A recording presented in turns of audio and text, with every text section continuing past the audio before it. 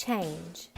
A 6-letter word that has the power to bring out an array of human emotions at any point in time. Although there are some individuals that embrace and advocate for change, there is still a large percent of people who are closed-minded or can be easily swayed by the opinions of others.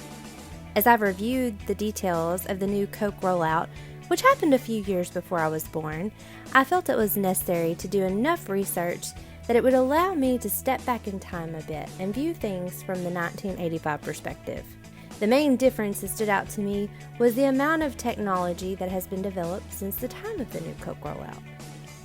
If we take a look at the new Coke product launch alongside with the key principles of the connectivism learning theory, there are avenues that could have been explored had this event been brought up in the year 2020. Take, for example, social media platforms such as Twitter, Facebook, and even YouTube.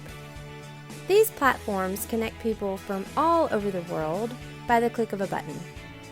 It can be suggested that if this technology had been present during the time they were considering the development of a new Coke formula, the marketers could have leveraged these platforms to elevate the Coca-Cola brand. My theory is, by leveraging these channels of mass communication, it would have given the company a platform to not only promote their brand, but engage with their consumers in a more global way.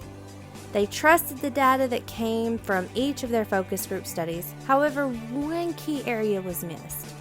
Within these focus groups, their information was based on individual responses and had not taken into account the reaction as a result of the social interaction. According to Schindler, 1992, over time, as the majority of the population had the opportunity to be stimulated by the media reports and other social interactions with angry Coke loyalists, it is likely to sway others in the group of their position. Much like we witness played out over various social media platforms today, as individuals share their ideologies, they unconsciously begin to develop a following of like-minded individuals. Which brings me to my approach for the rollout of New Coke. In 1985, there was a need for effective ways to gain data from a large group. Schindler 1992 states, one approach would be the development of procedures for conducting group research on a large representative sample of customers. I believe that with the right advertising and engagement throughout social media, they could have increased consumer awareness of their brand without tampering with their formula. However, since the company decided to roll out New Coke based on their marketing research, I would have added additional focus groups that would have been developed by engaging with their consumers through online platforms. There, they could have gained individual responses and witnessed firsthand the potential impact that social interaction would have on their replacement product. This relates very closely to how the connectivism learning theory explains the impact that internet technologies have on the sharing of information. Simon and Downs, 2015, explained, connectivism is a learning theory that explains how internet technologies have created new opportunities for people to learn and share information across the World Wide Web and amongst themselves. These technologies include web browsers, emails, wikis, online discussion forums, social networks, YouTube, and any other tool in which enables users to learn and share information with each other. In addition to the engagement within these online channels, I would have ensured that the right questions were being asked in an attempt to gain a better insight from the consumer. Schindler provides the examples.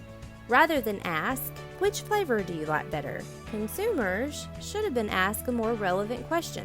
This question might have been something like, how would you feel if we discarded Coca-Cola's current taste and replaced it with this new taste? Asking the right questions would have prompted a more insightful response from the consumers, and I believe that public opinion could have been shown through the online engagement as a response to the questions being asked. In conclusion, social influence is a key factor that should be considered when developing a rollout of a new product. It is in my opinion that if the Coca-Cola Company had been weighing the idea of developing a new Coke to completely replace the classic in the year of 2020, they would have access to so many avenues that would have allowed them to engage and gain direct feedback from their consumers prior to moving forward in the wrong direction. Thank you for watching.